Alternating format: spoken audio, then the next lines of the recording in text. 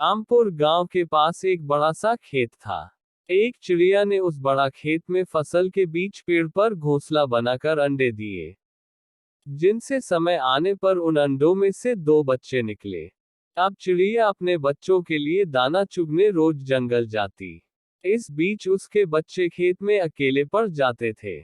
चिड़िया लौटती तो बच्चे बहुत खुश होते और उसका लाया दाना खाते। एक दिन चिड़िया ने देखा कि बच्चे बहुत डरे हुए हैं। उन्होंने बताया, आज खेत का मालिक आया था। वह कह रहा था कि फसल पक चुकी है। कल बेटों से खेत की कटाई के लिए कहेगा। इस तरह तो हमारा घोंसला टूट जाएगा, फिर हम कहाँ रहेंगे? बच्चों ने एक साथ कहा। चिड़िया बोली, फिक्र मत करो, अभी खेत नहीं कटेगा।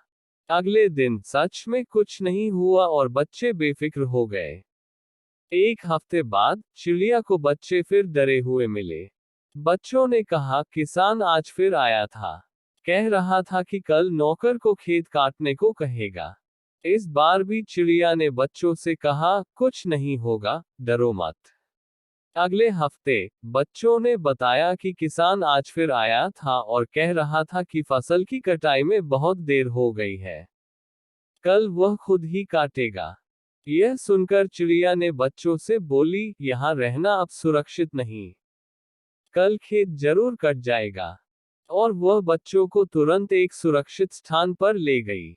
इस पर हैरान होकर बच्चों ने पूछा, माँ, तुमने यह कैसे जाना कि इस बार खेत सचमुच कटेगा?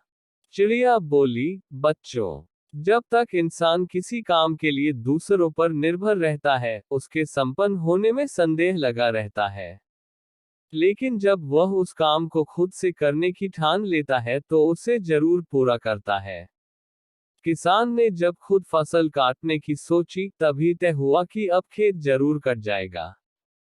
कहानी की सीख, दूसरों की सहायता लेने में कोई बुराई नहीं है, किंतु यदि हम अपनी सफलता की संभावना को 100% रखना चाहते हैं तो उस काम की जिम्मेदारी भी हमें स्वयं ही लेनी होगी।